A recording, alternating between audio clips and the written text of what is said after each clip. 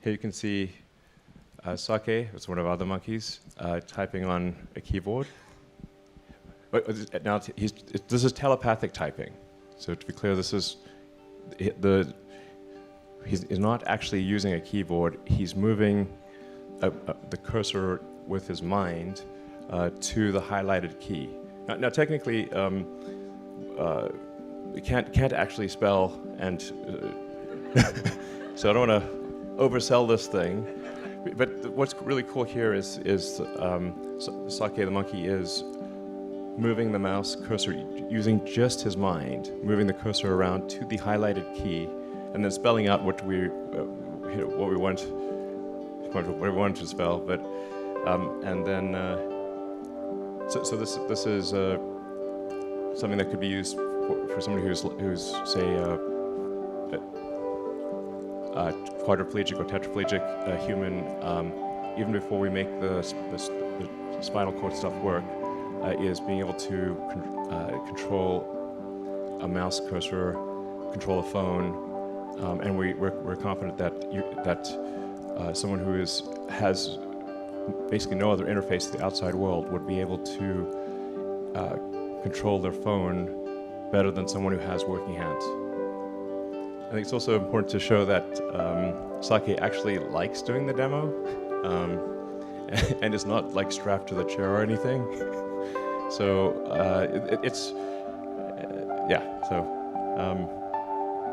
the monkeys actually enjoy doing the demos because they get the banana smoothie, and it's kind of a fun game. So I guess the point I'm trying to make is like we care a great deal about animal welfare, and I'm pretty sure like our monkeys are pretty happy, you know. So as you can see, a quick decision maker on the fruit front.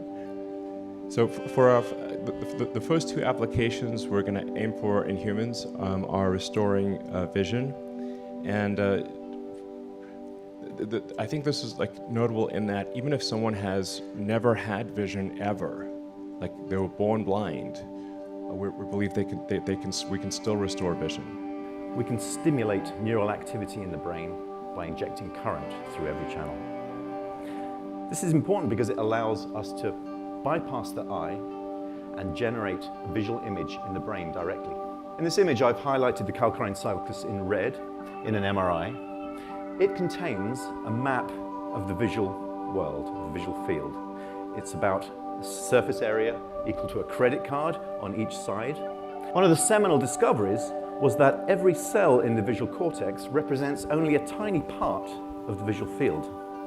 Your perception is made up of a mosaic of tiny receptive fields, each belonging to a single cell in your visual cortex. So if you record from one of these cells in a monkey, say in this location, you can find a very tiny region of the screen where a light stimulus will cause modulation of that neuron. This is a schematic of what a visual prosthesis using our N1 device might look like. A camera, the output from a camera would be processed by an iPhone, for example, which would then stream the data to the device, and the image would be converted into a pattern of stimulation of the electrodes into visual cortex. With 1,000 electrodes, we might be able to produce an image resembling something that you see there on the right. So our first steps along these dimensions for our device is what we call the N1 implant. It's a size of about a quarter, and it has over 1,000 channels that are capable of recording and stimulating. It's microfabricated on a flexible thin film arrays that we call threads. It's fully implantable and wireless, so no wires, and after the surgery, the implant is under the skin and it is invisible. It also has a battery that you can charge wirelessly, and you can use it at home. For implanting our device safely into the brain, we built a surgical robot that we call the R1 robot. It's capable of maneuvering these tiny threads that are only on the order of a few red blood cells wide, and inserting them reliably into a moving brain while avoiding vasculature.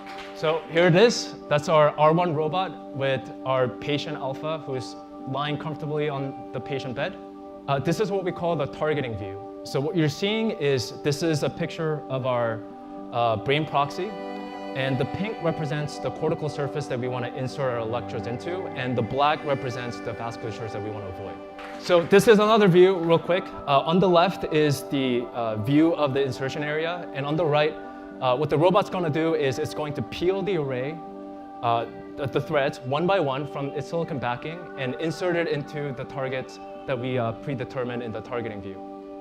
So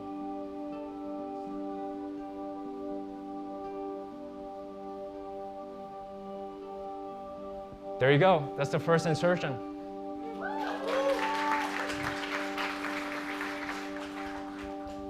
So we're going to see a couple more insertions.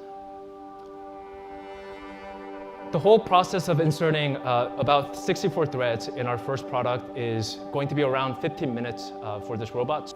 Since I joined in 2017, we've also done a handful of iterations to optimize the thread insertions of the robot.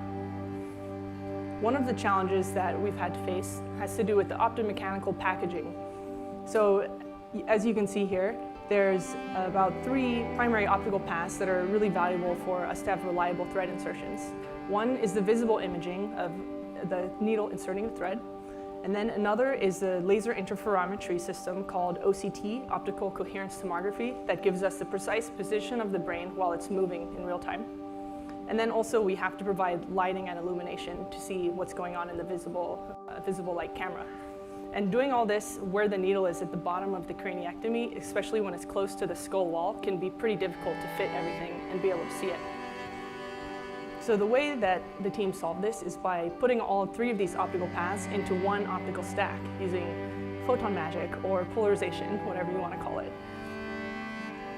And that enables us to do vessel avoidance in real time. So as I mentioned, the brain is moving, and where we place targets in the beginning may not be where you want to insert at the moment the needle is going down there. So the robot can actually detect the vessels and then determine if we're going to insert onto a vessel or not, if it's safe to insert, and then that way we can avoid inserting onto major vessels. So for persons with spinal cord injury, the connection between the brain and the body is severed. The brain continues functioning normally, but it's unable to communicate with the outside world. You've already heard about how we can use the N1 link as a communication prosthesis to help someone with spinal cord injury control a computer or a phone, but it can also be used to reanimate the body. Let me show you how.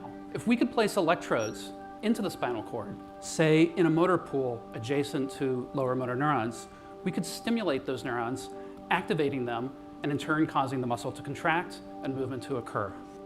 Here you can see a view from the R1 robot. It's a targeting view, and we've placed electrodes across many millimeters of the spinal cord. And the R1 robot is able to insert those electrodes deep into the ventral horn, into motor pools, in very close proximity to lower motor neurons. This is important because it allows them to have a localized connection to those neurons and activate very precise movements. Okay, so here's a pig walking on a treadmill, and you may have seen something like this before in a previous Neuralink presentation. But unlike before, this pig has more than one Neuralink device. There's a device in the brain, but there's also one in the spinal cord. And we can stream neural data from this device, these devices, in real time and use them to do things like decode the movement of the joints of the pig. So here you can see on the left a time series of the hip, knee, and ankle, and we're decoding those movements. So this is super cool, but that's actually not what we want to do. We want to go in the other direction. We would like to stimulate the spinal cord and cause movement to occur. Okay, so let's stimulate an electrode. So here's one electrode on one thread that when we stimulate causes a flexion movement of the leg. So on the left, you can see the movement of the joints, and you can also see the time series of the stimulation pattern in yellow. So the leg is moving up. Here's another electrode, which when we stimulate causes an extensor movement. This is actually a little harder to see because the leg is straightening and the hips are shifting, but if you look carefully, you can see how the leg is moving. We can stimulate on a great variety of threads and produce different movements and actually sequence them spatial-temporally to provide patterns. So on the left, you can see a time series of different stimulation on different electrodes. You can see the movements of the joints. And on the right, we're zooming in on muscle activity that gives us an idea of the kind of strength and power and specificity of those movements as well. So in addition to doing sequences, we can also achieve sustained movement. These are powerful muscle contractions of the sort that you might need for standing or other load-bearing activities and are really crucial for interacting through the world. We have a lot of work to do to achieve this full vision, but I hope you can see how the pieces are all there to achieve this. And if you find this prospect as exciting to you as it is to me, I hope you'll consider joining us here at Neuralink. Thank you.